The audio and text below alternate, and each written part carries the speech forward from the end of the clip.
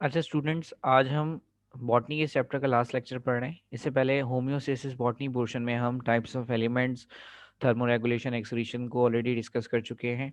तो आज हम इसमें मेनली एक टॉपिक डिस्कस करें ऑस्मोरेगुलेशन का, और उसके अलावा कुछ पोर्शन हम होम्योस्टेसिस का पढ़ेंगे टाइप्स के हवाले से। तो एक टॉपिक आपका है एस्पेक्ट्स ऑफ होम्योस्टेसिस, कि होम्योस्टेसिस कितनी तरह का हो सकता है, मेंटेनेंस कितनी तरह की हो सकती है, और एक आपके पास मेनली ऑस्मोरेगुलेशन है। अच्छा, एस्पेक्ट्स ऑफ होम्योस्टेसिस में पहले हम होम्योस्टेसिस की डेफिनेशन देख लेते हैं कि होम्योस्टेसिस होता क्या है।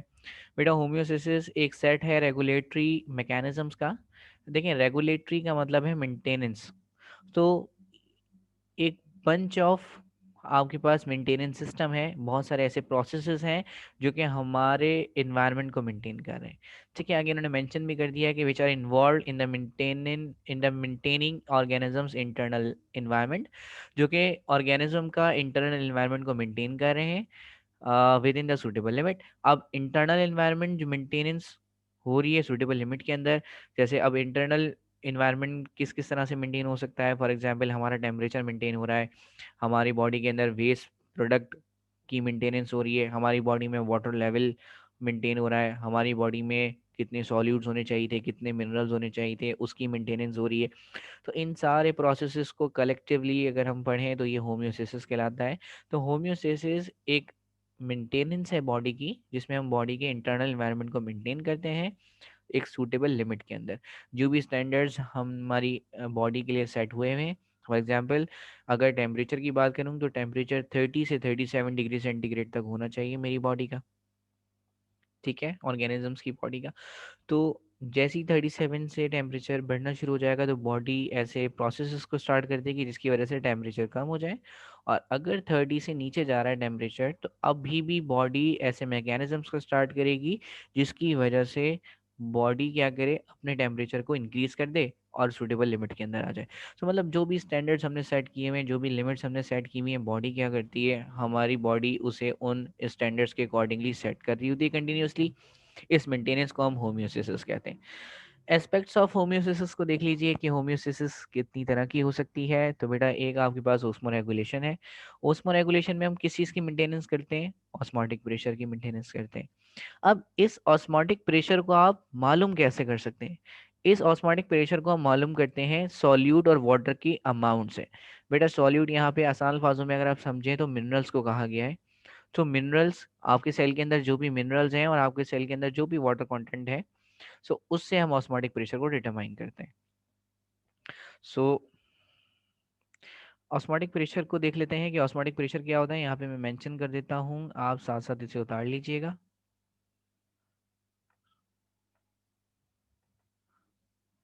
ठीक है। अच्छा देखिए, ऑस्मोटिक प्रेशर क्या है।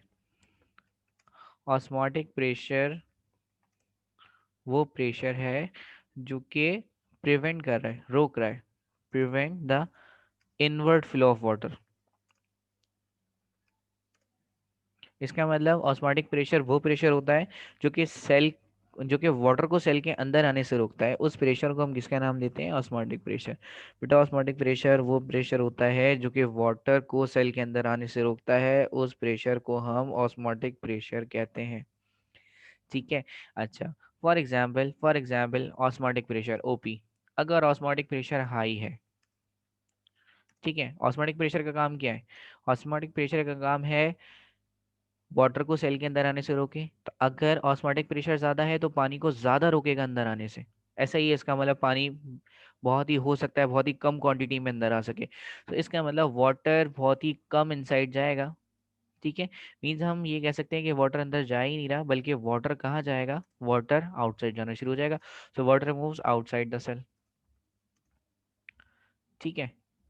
एंड इन केस अगर ऑस्मोटिक प्रेशर लो है, अगर ऑस्मोटिक प्रेशर कम है, ऑस्मोटिक प्रेशर का काम क्या था, पानी को सेल के अंदर आने से रोक रहा है।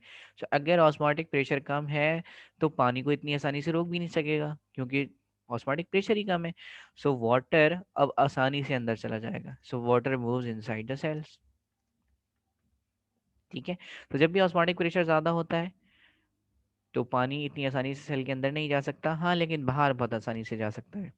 और ऑस्मोटिक प्रेशर जब भी कम होता है तो पानी आसानी से अब सेल के अंदर आ सकता है। ठीक है।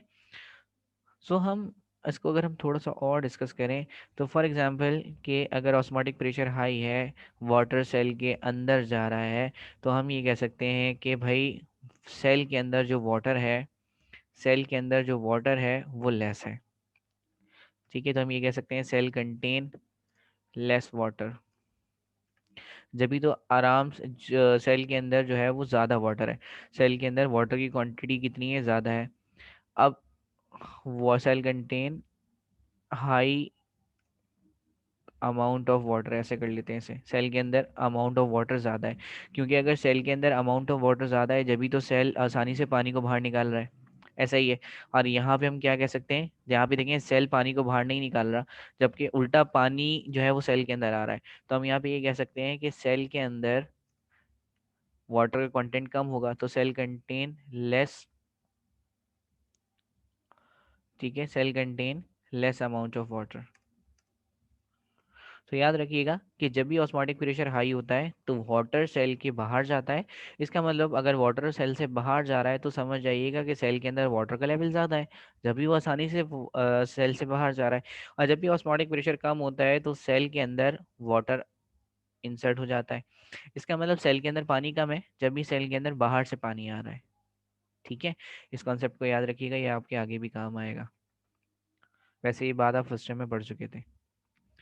तो एक तो हमारे पास उसमें रेगुलेशन की मेंटेनेंस हो गई। अच्छा, सेकंड आपके पास क्या है, सेकंड पैरामीटर को अगर हम देखें तो सेकंड पैरामीटर हमारे पास थर्मो रेगुलेशन है, means regulation of temperature up to a tolerable limit. Tolerable limit का मतलब है वो लिमिट जहां तक बॉडी उसे बर्दाश्त कर सकती है। तो थर्मो रेगुलेशन को तो हम ऑलरेडी डिटेल में डिस्कस कर चुके हैं। अब आ जाइए एक्सक्रीशन के ऊपर, removal of excess substances unwanted और toxic metabolic by products.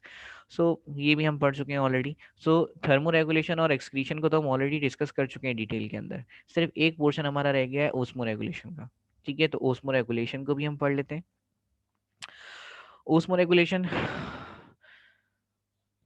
Water के लिहाज से थोड़ी बहुत इंपॉर्टेंस पढ़ लेते हैं कि वाटर एक बायोलॉजिकल सॉल्वेंट है। बेटा सॉल्वेंट हम उस केमिकल को कहते हैं जिसमें हम कोई भी चीज़ आसानी से डिसॉल्व कर सकें, वो सॉल्वेंट कहलाता है। जैसे हम पानी में बहुत सारी चीज़ें डिसॉल्व कर सकते हैं, तो पानी एक सॉल्वेंट है। सेकंड, वाटर अगर अंदर जा रहा है सेल के या वाटर सेल के बाहर जा रहा है तो वो ऑस्मोसिस के थ्रू जाएगा। ऑस्मोसिस भी अगेन आप फर्स्ट ईयर में बहुत डिटेल में पढ़ के आए होंगे, चैप्टर नंबर 14 के अंदर। डिफ्यूजन, ऑस्मोसिस, फैसिलिटेटेड डिफ्यूजन, ये सब आप पढ़ के आ चुके होंगे। एक्टिव ट्रांसपोर्ट, पैसिव ट्रांसपोर्ट, ये सब आपने पढ़ा हुआ होगा। फिर भी अभी ऑस्मोसिस को मैं थोड़ा बहुत डिस्कस कर लूँगा आपके पास आगे डायग्राम से। सो पहली चीज़ है कि वाटर एक बायोलॉजिकल सॉल्वेंट है। बॉडी के अंदर जो वाटर है उसके अंदर बहुत सारे केमिकल्स हैं बॉडी के जो कि डिजॉल्व हैं, इसलिए हम इसे बायोलॉजिकल सॉल्वेंट कह रहे हैं। सेकंड, पानी अगर सेल के अंदर जा रहा है या बाहर जा रहा है तो वो किसके थ्रू जाएगा, ऑस्मोसिस के थ्रू जाएगा। अब ऑस्मोसिस और डिफ्यूजन में जो भी कन्फ्यूजन है हम उसे दूर कर लेते हैं। फॉर एग्जांपल अगर आप ये वाला केस देखें तो यहाँ देखें आपके पास ऑरेंज कलर से बहुत सारे मॉलिक्यूल्स मैंने बनाए, ऑलमोस्ट 1 2 3 4 5 6 7 8 9 10, ऑलमोस्ट 10 मॉलिक्यूल्स हैं। और यहाँ देखें दूसरी साइड पे आपके पास सिर्फ 4 मॉलिक्यूल्स हैं। तो बेटा जहाँ पे अमाउंट ज़्यादा होती है मॉलिक्यूल्स की उस रीजन को हम कहते हैं हायर कंसंट्रेशन, और जहाँ पे अमाउंट कम होती है उस रीजन को हम कहते हैं लो कंसंट्रेशन। फॉर एग्जाम्पल इस हायर कंसंट्रेशन से अगर कुछ मॉलिक्यूल्स लो कंसंट्रेशन पे चले जाते हैं तो इस पार्टिकल्स की मूवमेंट को हम किसका नाम दे देते हैं, डिफ्यूजन का नाम दे देते हैं। जैसे ये पार्टिकल है, ये पार्टिकल उठ के यहाँ से यहाँ चला गया, ठीक है, तो इस पार्टिकल का जाना डिफ्यूजन कहलाएगा। इस तरह से और फिर ये वाला पार्टिकल भी चला गया, डिफ्यूजन हो रही है। लेकिन अगर यही पार्टिकल्स के बीच में अगर आप कोई मेम्ब्रेन लगा दें, कोई फिल्टर पेपर लगा दें, कोई टिश्यू पेपर लगा दें, कोई भी किस्म का क्लॉथ लगा दें, तो अब क्या होगा, अब देखें आप, ये पार्टिकल पहले इसमें से पास होगा और फिर जाएगा। अभी भी higher concentration to lower concentration ही है, लेकिन अब यहाँ पे आपने एक मेम्ब्रेन यूज कर दी है। ठीक है, तो अब जब ये पार्टिकल इस मेम्ब्रेन से पास होते हुए जाएंगे तो अब आप इसे डिफ्यूजन नहीं बोलेंगे, अब आप इसे किसका नाम देंगे, ऑस्मोसिस का नाम देंगे। अच्छा, अब अगर हम अपने सेल की बात करें तो हमारे सेल के पास भी एक मेम्ब्रेन होती है जिसे हम कहते हैं सेल मेम्ब्रेन। तो अगर पानी को सेल के अंदर आना है तो सेल मेम्ब्रेन से पास होके आना पड़ेगा। इसी तरह से अगर पानी को बाहर जाना है तो उस मेम्ब्रेन से पास होके जाना पड़ेगा। इसलिए क्योंकि बीच में मेम्ब्रेन आ रही है इसलिए हम यहाँ पे डिफ्यूजन नहीं कह रहे, हम यही कह रहे हैं कि सेल जो सेल के वाटर जो है वो सेल के अंदर आ रहा है या बाहर जा रहा है तो वो ऑस्मोसिस के थ्रू जाएगा। क्यों, क्योंकि मेम्ब्रेन प्रेजेंट है। अब इन्होंने यहाँ पे एक और चीज मेंशन की है, सेमी परमिएबल मेम्ब्रेन।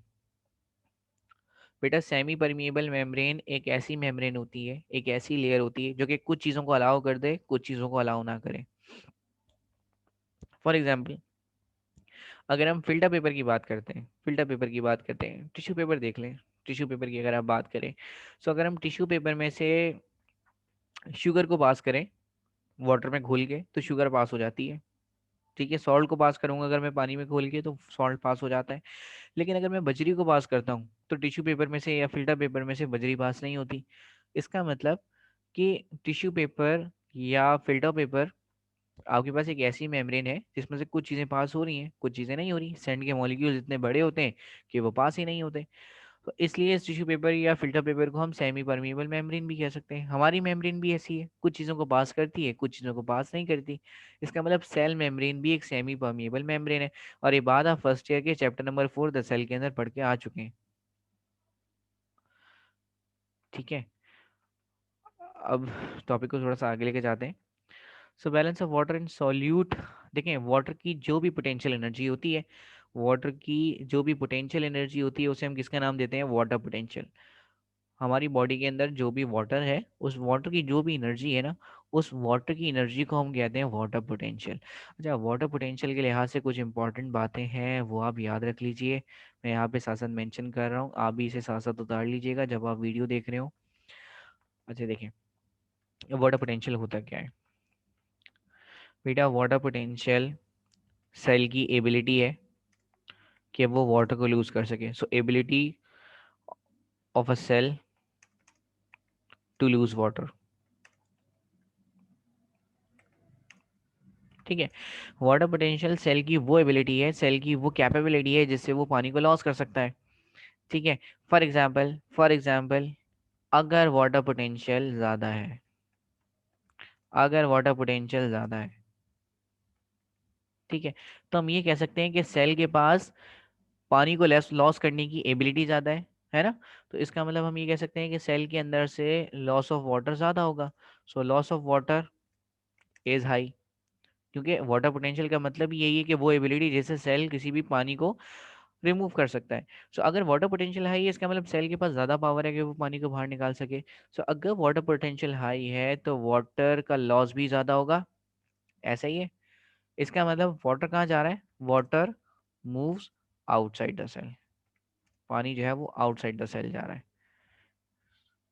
ठीक है, इसी तरह से फॉर एग्जाम्पल मैं अगर आपसे कहता हूँ कि वाटर पोटेंशियल इज लो, अगर वाटर पोटेंशियल कम है, अगर वाटर पोटेंशियल कम है, वाटर पोटेंशियल का मतलब क्या है? सेल की काबिलियत कि वो पानी को बाहर निकाल सके। अगर वाटर पोटेंशियल ही कम है तो जाहिर बात है सेल के पास पावर कम है कि वो पानी को लॉस कर सके। इसका मतलब अब लॉस ऑफ वाटर जो है वो कम होगा, लॉस ऑफ वाटर कम होगा। अच्छा, अगर लॉस ऑफ वाटर कम हो रहा है, इसका मतलब वाटर बाहर तो जा ही नहीं सकता।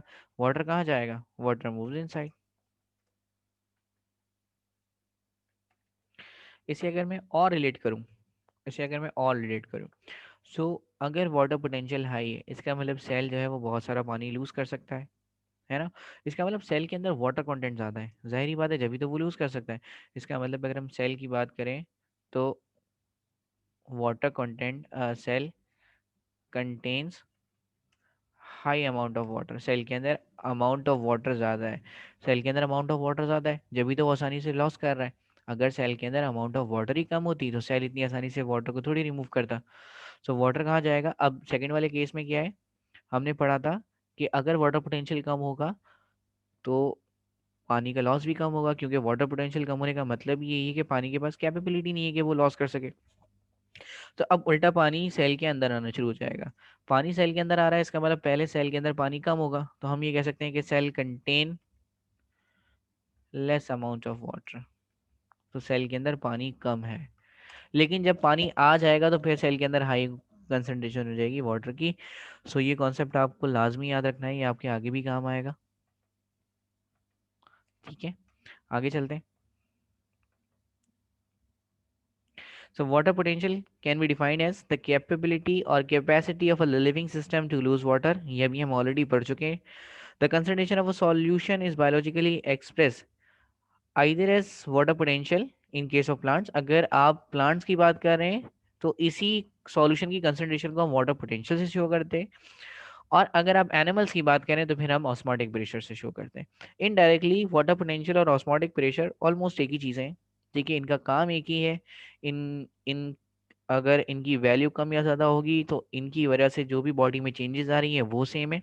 अभी मैंने आपको ऑस्मोटिक प्रेशर पढ़ाया, मैंने आपको वाटर पोटेंशियल भी पढ़ाया, अगर आप इन दोनों को रिलेट करेंगे तो ऑलमोस्ट एक ही चीज़ें। ठीक है। बस फ़र्क ये है कि अगर हम प्लांट्स की बात करते हैं तो हम वाटर पोटेंशियल को यूज़ करते हैं, टर्मिनोलॉजी वाटर पोटेंशियल की यूज़ करते हैं। और अगर हम एनिमल्स की बात करते हैं तो हम जो टर्मिनोलॉजी यूज़ करते हैं वो ऑस्मोटिक प्रेशर है। सिंपल। अच्छा, हाइपरटोनिक सॉल्यूशन क्या होता है? बेटा हाइपरटोनिक सॉल्यूशन एक ऐसा सॉल्यूशन होता है, मैं अभी यहाँ पे आपको कोशिश करूँगा डायग्राम से समझाने की। फॉर एग्जांपल मैं यहाँ पे ड्रॉ करने की कोशिश करता हूँ। ये मैंने एक बीकर लिया।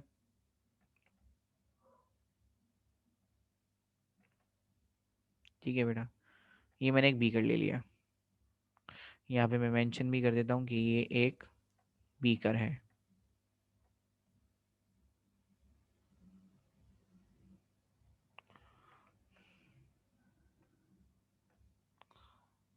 अ, असल में मैं साथ साथ ड्रॉ कर रहा हूँ इसलिए मुझे थोड़ा सा टाइम लगेगा। सो फॉर एग्जांपल ये हमने एक बीकर ले लिया। ठीक है, मैं यहाँ पे लिख देता हूँ बीकर। ठीक है बेटा। अच्छा, इसके अंदर मैंने वाटर फिल कर दिया। ठीक है, आप समझ जाइएगा कि इसके अंदर, इस बीकर के अंदर वाटर फिल हुआ है। सो मैं पानी की लहरें बना देता हूँ। इस बीकर के अंदर वाटर है।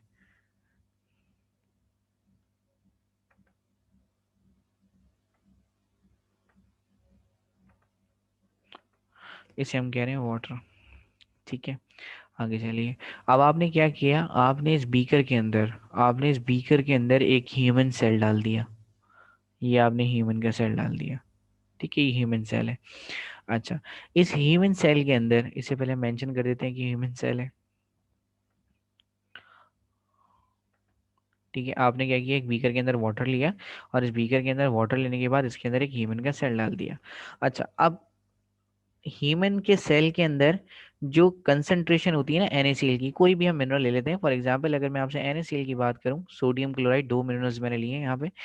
सोडियम क्लोराइड का जो लेवल होता है वो 0.9% होता है। ये कांस्टेंट वैल्यू है, ये आपने याद रखनी है। ह्यूमन सेल की अगर मैं बात करूं तो ह्यूमन सेल के अंदर जो NaCl का लेवल होता है वो 0.9% होता है। ठीक है। अच्छा, अगर मैं आपसे इस बीकर की बात करूं, जिस बीकर में मैंने वाटर लिया था, और इस वाटर के अंदर अगर हम बाहर से सॉल्ट ऐड कर दें। ठीक है, फॉर एग्जांपल यहाँ से मैं सॉल्ट ऐड करना शुरू कर दूं इसके अंदर। अच्छा, और जो सॉल्ट मैं ऐड करूं, मतलब NaCl जो मैं ऐड करूं, उस NaCl की फॉर एग्जांपल मैं कंसंट्रेशन सेट कर देता हूं यहाँ पर 1.5। तो अगर मैं आपसे सेल की बात करूं तो सेल के अंदर जो सोडियम क्लोराइड का लेवल था वो 0.9% था। और मैंने बीकर के अंदर जो NaCl की क्वांटिटी यूज़ की है, NaCl की कंसंट्रेशन यूज़ की है वो 1.5% है। सो अगर आप इन दोनों को रिलेट कर सकें, सो बीकर के अंदर NaCl की क्वांटिटी ज़्यादा होगी, बीकर के अंदर NaCl की कंसंट्रेशन ज़्यादा है, और सेल के अंदर, ह्यूमन सेल के अंदर NaCl की कंसंट्रेशन कम है। अब इसका मतलब आपने सेल को एक ऐसे सॉल्यूशन के अंदर डाल दिया जहाँ पे सेल से ज़्यादा सॉल्ट था। ठीक है, इस कॉन्सेप्ट को पिक कीजिएगा। मैंने आपको ये बताया कि आपने बीकर के अंदर वाटर लिया, उस बीकर के अंदर आपने NaCl का सॉल्यूशन बनाया, और NaCl की कंसंट्रेशन आपने जो सेट की है वो 1.5% सेट की है। जबकि अगर हम ह्यूमन सेल की बात करें, जिस सेल को हमने उस बीकर के अंदर रखा है, तो उसके अंदर NaCl का लेवल कितना था, 0.9। ये 0.9 तो वैल्यू कांस्टेंट है, हमेशा ये फिक्स रहेगी। इसका मतलब आपने सेल को एक ऐसे सॉल्यूशन के अंदर रख दिया जिसके अंदर सॉल्ट का लेवल ज़्यादा था, और आपके सेल के अंदर सॉल्ट का लेवल कम है। सो ऐसे सॉल्यूशन को आप नाम देंगे हाइपरटोनिक सॉल्यूशन। ये सॉल्यूशन क्या कहलाएगा, हाइपरटोनिक सॉल्यूशन। हाइपरटोनिक सॉल्यूशन एक ऐसा सॉल्यूशन होता है जिसके अंदर मिनरल्स की क्वांटिटी, जिसके अंदर सॉल्यूट की क्वांटिटी आपके जो सेल है उसके लेवल से ज़्यादा हो। फॉर एग्जाम्पल NaCl अगर 0.9% था सेल के अंदर, तो अगर बीकर के अंदर 0.9% से ज़्यादा कंसंट्रेशन आप यूज़ करेंगे तो बनने वाला सॉल्यूशन आपके पास क्या कहलाएगा, हाइपरटोनिक सॉल्यूशन। इसका मतलब ये जितनी भी सॉल्यूशंस हैं इनको हम ह्यूमन सेल से रिलेट करते हैं। अगर इनकी कंसंट्रेशन ज़्यादा है तो हम ये बोलते हैं कि ये हाइपरटोनिक सॉल्यूशंस हैं। अगर इनकी कंसंट्रेशन कम है तो हम इसे कहते हैं कि ये हाइपरटोनिक सॉल्यूशंस हैं। अच्छा, फिर उसके बाद यहाँ तक आपकी बात समझ आ गई। अब अगर हम इसे आगे लेके चलें, फॉर एग्जांपल अगर मैं यहाँ देखूँ तो यहाँ देखें NaCl आपके पास टोटल कितना है, 0.9%। ठीक है। और अगर मैं आपसे बात करूँ यहाँ पे 1.5% की, तो 0.9% कम है। इसका मतलब यहाँ पे एक ऐसी कंडीशन है, यहाँ पे एक ऐसी कंडीशन है जहाँ पे सॉल्ट कम है। सॉल्ट कम है, सॉल्ट 0.9% है, तो हम लिख देते हैं सॉल्ट इज लेस। सॉल्ट का लेवल कम है। अगर सॉल्ट का लेवल कम है तो वाटर का लेवल आप सपोज करेंगे कि वो हाई है। So water is high, water का लेवल ज़्यादा है। इसी तरह से अगर हम यहाँ पे बात करें तो ये 1.5 जो है वो 0.9 से वैल्यू बढ़ी है। इसका मतलब हम ये कह सकते हैं कि यहाँ पे इस केस के अंदर आपके पास सॉल्ट की वैल्यू ज़्यादा है, तो हम यहाँ लिख देते हैं सॉल्ट इज़ हाई। और अगर सॉल्ट ज़्यादा है तो आप ये सपोज करेंगे कि वाटर यहाँ पे कम होना चाहिए। सो वाटर हम ये यहाँ पे कह रहे हैं कि वाटर कम है। अब आपने सेल को एक ऐसे सॉल्यूशन के अंदर प्लेस कर दिया है, आपने सेल को एक ऐसे सॉल्यूशन के अंदर प्लेस कर दिया है जहाँ पे सॉल्ट का लेवल तो ज़्यादा था लेकिन वाटर का लेवल कम है। अब आपके सेल के अंदर वाटर ज़्यादा है, यहाँ पे मैंने मेंशन कर दिया क्योंकि सॉल्ट कम है इसलिए वाटर हाई है। आपकी जो सेल है, जिस सेल को आपने बीकर के अंदर रखा है, उस सेल के अंदर वाटर ज़्यादा है और बीकर के अंदर वाटर कम है। ठीक है। हायर कंसंट्रेशन क्या हो गई, आपका सेल, क्योंकि आपके सेल के अंदर वाटर का लेवल ज्यादा है, बाहर वाटर का लेवल कम है। अब क्या होगा, आपके सेल में से वाटर का कंटेंट निकल के बाहर जाना शुरू हो जाएगा। इसका मतलब इस सेल के अंदर से वाटर निकलेगा और वाटर कहाँ शिफ्ट होना शुरू हो जाएगा, इस बीकर के अंदर। सो इसे हम देख लेते हैं। Water moves outside the cell, water outside जाएगा। और बेटा अगर वाटर आउटसाइड जा रहा है तो हम ये कह सकते हैं कि जब वाटर सेल में से निकल जाएगा तो हम ये कह सकते हैं कि सेल क्या होना शुरू हो जाएगा, श्रिंक होना शुरू हो जाएगा। सो आप लिख देंगे सेल जो है वो श्रिंक हो जाएगा। अच्छा, श्रिंक के लिए आप एक और टर्म भी यूज़ कर सकते हैं, इसे हम फ्लैसिड भी कहते हैं। और जब सेल श्रिंक हो जाएगा तो इस श्रिंक कंडीशन को हम नाम देते हैं प्लाज्मोलिसिस का। ठीक है। तो हमने क्या पढ़ा, हमने सेल को एक ऐसे सॉल्यूशन के अंदर रख दिया जहाँ पे सॉल्ट की कंसंट्रेशन ज़्यादा थी, वाटर का लेवल कम था, जिसकी वजह से जो सेल का वाटर है सारा का सारा वो कहाँ शिफ्ट हो गया, वो सारा का सारा बीकर के अंदर शिफ्ट हो गया। और जब वो बीकर के अंदर शिफ्ट हो जाएगा तो सेल में से पानी निकलने के बाद सेल श्रिंक हो जाएगा, जिसे हम कहते हैं शेल श्रिंकेज या फ्लैसिड होना। और वैसे आप इसे बायोलॉजिकल प्रोसेस में आप इसे प्लाज्मोलिसिस कह सकते हैं। सेल का श्रिंक होना हमारे पास प्लाज्मोलिसिस कहलाता है। सो ये पूरा केस था हाइपरटोनिक सॉल्यूशन का। ठीक है। फॉर एग्जांपल, ये तो एक केस हो गया। अब हम एक दूसरा केस पढ़ते हैं।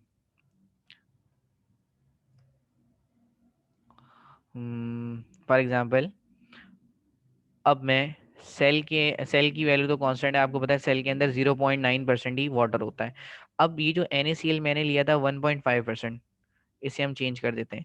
अब फॉर एग्जांपल मैं बीकर के अंदर जो NaCl का कंटेंट है वो मैं सेट कर रहा हूँ 0.4%। जैसे सपोज हम इसे सेट कर देते हैं 0.4%।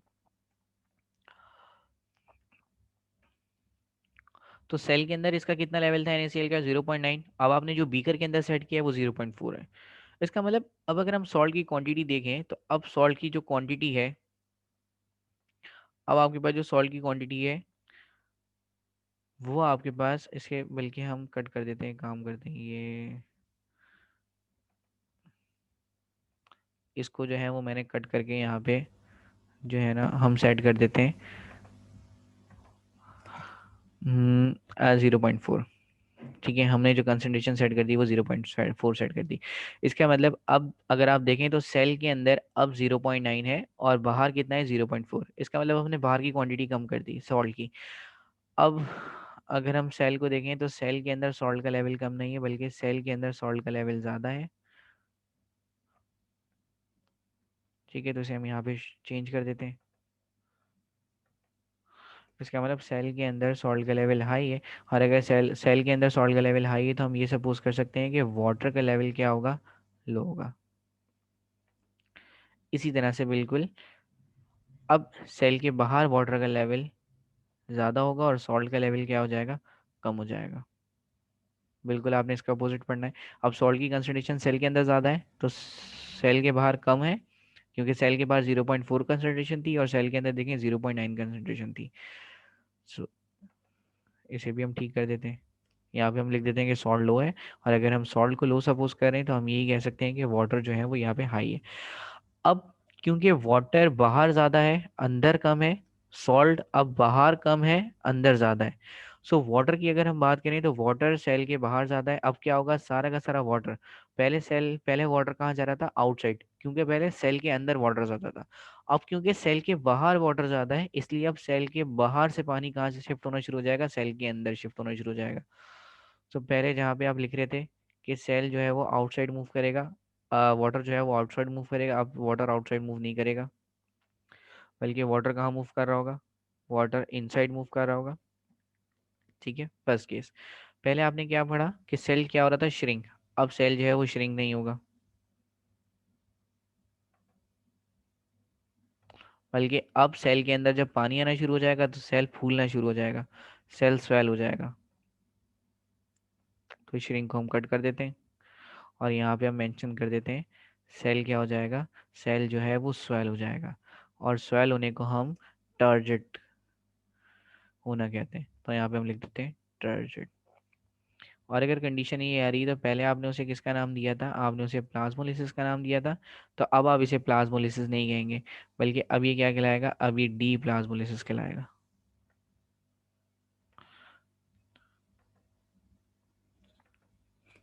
अब आप इसे बोलेंगे डी प्लाज्मोलिसिस। ठीक है। अच्छा, अब फॉर एग्जाम्पल सेल के अंदर की कंसंट्रेशन तो हमें पता है 0.9 होती है, सेल के बाहर हमने 0.4 सेट की थी। अगर मैं सेल के बाहर भी 0.9 ही सेट कर लूँ, अब सॉल्ट का लेवल दोनों जगह पे बैलेंस है, सेल के अंदर भी सॉल्ट 0.9% है और बीकर के अंदर भी सॉल्ट 0.9% है। अब सेल के अंदर भी, क्योंकि सेल के और अंदर और बाहर दोनों जगह पे वाटर सॉल्ट का लेवल सेम है तो वाटर का लेवल भी सेम होगा। अब सेल के अंदर भी जितना वाटर है सेल के बाहर भी उतना ही वाटर होगा, तो ना वाटर जो है वो सेल के अंदर जाएगा और ना ही वाटर जो है वो सेल के बाहर आएगा। आपको पता है कि जब भी वाटर सेल के अंदर जाता है सेल स्वेल हो जाता है, स्वेल होने के बाद जाहिर बात है सेल बर्स्ट हो जाएगा, सेल फट जाएगा। और जब भी वाटर सेल से बाहर जाता है तो सेल श्रिंक हो जाता है, और श्रिंक होने के बाद वो बिल्कुल जो है वो फ्लैसिड हो जाता है, सेल बिल्कुल जो है उन्हें ड्राई हो जाता है।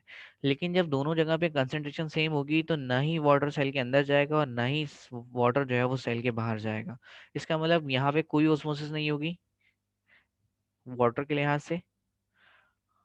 अब हम इसको बाय डेफिनेशन देख लेते हैं, इस डायग्राम को मैं क्लियर कर रहा हूँ यहाँ पे। अगर हम हाइपरटोनिक सॉल्यूशन की बात करें तो बेटा hypertonic solution is a particular type of solution that has a greater concentration of solute. Hypertonic solution एक ऐसा सॉल्यूशन है जिसके अंदर सॉल्यूट की कंसंट्रेशन ग्रेटर है on the outside of the cell, cell से बाहर, when compared with the inside of cell. वो भी आपसे ये कह रहा है कि हाइपरटोनिक सॉल्यूशन एक ऐसा सॉल्यूशन है जिसके अंदर सॉल्यूट का लेवल ज़्यादा है, सॉल्ट का लेवल ज़्यादा है बाहर सेल से एज कम्पेयर टू सेल के अंदर। फिर वो कह रहा है when a plant cell is placed in concentrated और hypertonic solution there is a net movement of water molecule outside the cell. ये सब हम पढ़ चुके हैं। तो वाटर का जो लेवल है, अब जाहिर है क्योंकि बाहर कम है तो सेल के अंदर से सारा का सारा पानी निकल के सेल के बाहर जाएगा, जिसकी वजह से सेल क्या हो जाएगा, श्रिंक हो जाएगा, फ्लैसिड हो जाएगा। इस कंडीशन को हम प्लाज्मोलिसिस कहते हैं। ऐसा मैकेनिज्म है, लेकिन ऐसा होता नहीं है असल में। सेल वॉल भी एक रोल अपना प्ले कर रही है, उसको हम अगली क्लास में डिस्कस करेंगे। इसी तरह से हाइपरटोनिक सॉल्यूशन क्या होगा, hypertonic solution is a particular type of solution, एक ऐसा सॉल्यूशन है that has a lower concentration of solute, जिसके अंदर सॉल्यूट की कंसंट्रेशन कम है on the outside of the cell, cell के बाहर, when compared with the inside of the cell, cell के अंदर से। इसका मतलब वो आपसे ये कह रहा है कि हाइपरटोनिक सॉल्यूशन एक ऐसा सॉल्यूशन है जिसके अंदर सॉल्यूट की कंसंट्रेशन सेल से बाहर कम होती है और सेल के अंदर ज़्यादा होती है, उसे हम कहते हैं हाइपरटोनिक सॉल्यूशन। पूरा मैकेनिज्म आपको बताया। When a plant cell is placed in hypertonic solution, अगर हम प्लांट सेल को हाइपरटोनिक सॉल्यूशन के अंदर रखेंगे अब क्योंकि हाइपरटोनिक सॉल्यूशन के अंदर सॉल्ट कम होता है, वाटर ज़्यादा होता है, तो वाटर जो है वो सेल के अंदर जाना शुरू हो जाएगा, water molecules moves inside the cell, जिसकी वजह से सेल क्या हो जाएगा, स्वेल हो जाएगा, टर्चड हो जाएगा, वो बस्ट हो जाएगा, फट जाएगा। इस कंडीशन को हम नाम देते हैं डी प्लाज्मोलिसिस। अभी मैं आपको बताता हूँ कि ये सारे सॉल्यूशंस हम पढ़ क्यों रहे हैं, इसकी बहुत ज़्यादा इंपॉर्टेंस है। अगर हम मेडिसिन में देखें आगे जाके, कोई भी प्रिपरेशन अगर हमें मेडिसिन की बनानी होती है, तो हमें लाजमी चेक करना पड़ता है कि सोल्यूशन आइसोटोनिक है, सोल्यूशन हाइपोटोनिक है, या सोल्यूशन जो है वो हाइपोटोनिक है। आइसोटोनिक सॉल्यूशन को भी देख लेते हैं। An isotonic solution refers to to solutions. Isotonic solution की जो टर्म है वो हम दो सॉल्यूशंस के लिए यूज करते हैं, ऐसे दो सॉल्यूशंस जिनका ऑस्मोटिक प्रेशर सेम होता है। ऑस्मोटिक प्रेशर सेम होने का मतलब आसान अल्फाजों में उनके अंदर वाटर और सॉल्ट का लेवल सेम होता है। Simple. So when a plant cell is placed in isotonic solution, there is a no net movement of water molecules inside and outside the cell. ये हम ऑलरेडी डिस्कस कर चुके हैं कि अगर आप सेल को हाइपरटोनिक आइसोटोनिक सॉल्यूशन के अंदर रखते हैं, जैसे एनवायरनमेंट सेल के अंदर है वैसे एनवायरनमेंट अगर आप बीकर के अंदर भी सेट कर देते हैं, तो ना ही वाटर के मॉलिक्यूल्स सेल के अंदर जाते हैं और ना ही वाटर के मॉलिक्यूल सेल से बाहर आते हैं। ठीक है, अब फॉर एग्जांपल यहाँ पे मैंने एक एग्जांपल ली है फिश की। आप मछली को जब भी आपने प्रिजर्व करना होता है, आप उसके ऊपर बहुत सारा नमक लगा के रख देते हैं। इससे होता क्या है, अब यहाँ पे देखें, आपने फिश के ऊपर एक ऐसा एनवायरनमेंट सेट कर दिया है जहाँ पे सॉल्ट बहुत सारा है। इसका मतलब आपने फिश को एक हाइपरटोनिक मीडियम के अंदर रख दिया है। हाइपरटोनिक हाइपरटोनिक मीडियम वो मीडियम होता है जहाँ पे सॉल्ट का लेवल बहुत ज़्यादा होता है, सॉल्यूट का लेवल बहुत ज़्यादा होता है। फॉर एग्जाम्पल इस केस के अंदर कहीं हवा में से बैक्टीरिया का सेल आ जाता है, और जब वो आएगा तो इस फिश के ऊपर के सॉल्ट के ऊपर गिरेगा। अच्छा, अब जैसी बैक्टीरियल सेल इस सॉल्ट के ऊपर जाके गिरेगा तो बैक्टीरियल सेल को हाइपरटोनिक मीडियम मिलेगा, हाइपोटोनिक एनवायरनमेंट मिलेगा। सेल के अंदर तो कंसंट्रेशन सेम है, बैक्टीरियल सेल के अंदर भी 0.9% सॉल्ट होगा, लेकिन यहाँ अगर आप देखें तो सॉल्ट की कंसंट्रेशन बहुत ज़्यादा है। सो बैक्टीरिया की बॉडी में सॉल्ट कम होगा एज कम्पेयर टू यहाँ इस एनवायरनमेंट के। So, अगर बैक्टीरिया की बॉडी में सॉल्ट कम है तो वाटर का लेवल हम सपोज करेंगे कि ज़्यादा है रिलेटिवली, और यहाँ पे अगर सॉल्ट का लेवल बहुत हाई है तो वाटर का लेवल ज़ाहिर है कम होगा। अब हुआ क्या, क्योंकि बैक्टीरिया की बॉडी के अंदर सॉल्ट का लेवल कम है, पानी का लेवल ज़्यादा है, तो बैक्टीरिया में से सारा का सारा वाटर निकल के इस सॉल्ट के अंदर आना शुरू हो जाएगा। जब इस सेल के सॉल्ट के अंदर आना शुरू हो जाएगा तो बैक्टीरियल सेल बिल्कुल श्रिंक होना शुरू हो जाएगा, और बैक्टीरियल सेल इतना ज़्यादा ड्राई हो जाएगा, इतना ज़्यादा ड्राई हो जाएगा कि वो सर्वाइव ही नहीं करेगा, और बैक्टीरियल सेल की डेथ हो जाएगी। तो अल्टीमेटली आपका जो भी फूड है वो प्रिजर्व रहेगा। तो इसलिए हम किसी भी चीज़ को हाइपरटोनिक में इसी वजह से रखते हैं, ताकि अगर वहाँ पे कोई भी माइक्रो ऑर्गेनिज्म आ रहा है तो उस माइक्रो ऑर्गेनिज्म को हाइपरटोनिक मीडियम मिले, और उस हाइपरटोनिक मीडियम की वजह से वो ऑर्गेनिज्म किल हो जाए। इसी तरह से एक और एग्जांपल मैंने यहाँ पे ली है हनी की। हनी एक एंटी बैक्टीरियल है, इसका मतलब हनी के अंदर कभी भी बैक्टीरिया ग्रो नहीं कर सकते। इसी वजह से हम इसे बहुत सारे इन्फेक्शन के लिए यूज़ कर सकते हैं। जैसे हनी एक एंटी टसिफ एजेंट भी है। एंटी टसिफ एजेंट एक ऐसा एजेंट होता है जो कि आपको कफ से रिलीफ करवाता है, खांसी से रिलीफ करवाता है। अगर मैं आपसे हनी की बात करूं तो हनी के अंदर जो सॉल्यूट है, ग्लूकोज का लेवल, डेक्सट्रोज का लेवल, वो बहुत हाई है। अगर इस हनी की बोतल के अंदर फॉर एग्जाम्पल कोई बैक्टीरिया बाहर से आ भी जाता है, तो बैक्टीरिया की बॉडी के अंदर जो ग्लूकोज का लेवल होगा वो ज़ाहिर है हनी को देखते हुए तो कम होगा। तो बैक्टीरिया की बॉडी के अंदर ग्लूकोज का लेवल कम है, शुगर का लेवल कम है, लेकिन हनी के अंदर शुगर का लेवल ज़्यादा है। इसका मतलब बैक्टीरिया का सेल जैसे ही इस हनी की बोतल के अंदर इंसर्ट होगा हवा में से, कहीं से भी या किसी भी टच की वजह से वो बैक्टीरियल सेल आ गया, उस बैक्टीरियल सेल को फौरन से हाइपरटोनिक मीडियम मिलेगा। उस हाइपरटोनिक मीडियम की वजह से बैक्टीरिया की बॉडी में से अगेन वाटर निकलना स्टार्ट हो जाएगा, और सारा का सारा वाटर निकल के उस हनी की बोतल में आना शुरू हो जाएगा। इसका मतलब अल्टीमेटली जो बैक्टीरिया का सेल है वो श्रिंक होना शुरू हो जाएगा, और श्रिंक होते होते इतना ड्राई हो जाएगा कि बैक्टीरिया का सेल सर्वाइव ही नहीं कर पाएगा और उसकी डेथ हो जाएगी। अगेन बिल्कुल सेम मैकेनिज्म है जैसा हमने सॉल्ट में, सॉल्ट को हम यूज़ कर रहे थे प्रिजर्वेटिव के तौर पे, जो हमने मैकेनिज्म वहाँ पढ़ा था यहाँ भी बिल्कुल सेम है। इसी वजह से हनी एक एंटी बैक्टीरियल है। इसी तरह से यहाँ पे मैंने एक और एग्जाम्पल ली है इंजेक्शन की। हमारी कोशिश ये होती है कि जब भी हम फार्मास्यूटिकल इंडस्ट्री में कोई भी प्रिपरेशन बना रहे होते हैं, तो हम सबसे पहले हमारी जो चॉइस होती है वो आइसोटोनिक सॉल्यूशन बनाने की होती है, क्योंकि आइसोटोनिक सॉल्यूशन एक ऐसा एनवायरनमेंट रखता है जो कि हमारे सेल से बिल्कुल क्लोज रिलेटेड होता है। फॉर एग्जांपल अगर हम इस कंसंट्रेशन को चेंज करते हैं और आप कोई भी इंजेक्शन लगा रहे हैं आईवी, आईवी का मतलब इंट्रावेनस, आप डायरेक्टली इंजेक्शन लगा रहे हैं ब्लड के अंदर। जब भी आप डायरेक्टली इंजेक्शन लगाते हैं ब्लड के अंदर, और अगर आपने फॉर एग्जांपल सॉल्यूशन सेट कर दिया हाइपरटोनिक, मतलब आप पेशेंट को जब इंजेक्शन देंगे और इंजेक्शन हाइपरटोनिक होगा तो क्या होगा, हाइपरटोनिक का मतलब है उस इंजेक्शन के अंदर सॉल्ट का लेवल ज़्यादा होगा और आपके ब्लड के अंदर सॉल्ट का लेवल कम है। आपके ब्लड के अंदर अगर सॉल्ट का लेवल कम है तो वाटर का लेवल ज़्यादा होगा।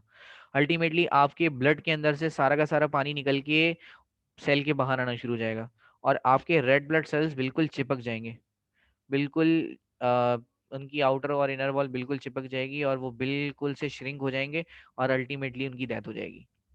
तो इसलिए हमारी कोशिश ये होती है कि हम कभी भी अगर कोई इंजेक्शन आईवी की फॉर्म में दे रहे हैं, डायरेक्ट ब्लड के अंदर दे रहे हैं, तो हम उस सॉल्यूशन को कभी भी हाइपरटोनिक ना बनाएं, नहीं तो ब्लड एनीमिया कॉज हो जाता है, खून की कमी हो जाती है। इसी तरह से फॉर एग्जांपल अगर मैं कोई इंजेक्शन हाइपरटोनिक बना दूं, हाइपरटोनिक का मतलब है कि मैं उसके अंदर सॉल्ट का लेवल कम रख दूं। इसका मतलब जैसे ही आप इंजेक्शन लगाएंगे पेशेंट को, तो क्योंकि हाइपरटोनिक मीडियम आप उसे दे रहे हैं, इसका मतलब इंजेक्शन के अंदर सॉल्ट का लेवल कम है और ब्लड के अंदर सॉल्ट का लेवल ज़्यादा है। अब ब्लड के अंदर अगर सॉल्ट का लेवल ज़्यादा है, इसका मतलब पानी का लेवल कम है। मैंने आपको कहा था कि आप रिलेटिवली सपोज करेंगे सेल के अंदर वाटर का लेवल ज़्यादा है, सेल के अंदर सॉल्ट का लेवल ज़्यादा है, वाटर का लेवल कम है। इंजेक्शन के अंदर सॉल्ट का लेवल कम है, वाटर का लेवल ज़्यादा है। अब जितना भी इंजेक्शन का वाटर होगा वो सारा का सारा रेड ब्लड सेल के अंदर शिफ्ट होना शुरू हो जाएगा और अल्टीमेटली आपके जो रेड ब्लड सेल्स हैं वो स्वेल होने शुरू हो जाएंगे और एक टाइम पे इतने स्वेल हो जाएंगे, इतने स्वेल हो जाएंगे कि वो बर्स्ट हो जाएंगे।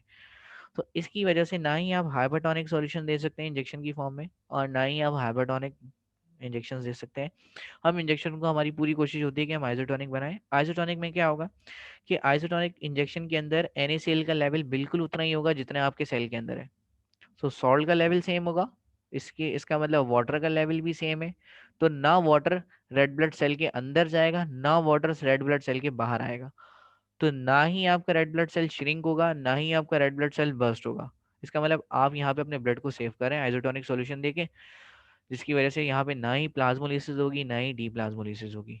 सो ये इसकी इंपॉर्टेंस थी, इसलिए हम आइसोटोनिक सॉल्यूशंस, हाइपरटोनिक सॉल्यूशन और हाइपरटोनिक सॉल्यूशंस को पढ़ रहे होते हैं। फिलहाल आज हम यहाँ पे इस लेक्चर को एंड कर देते हैं।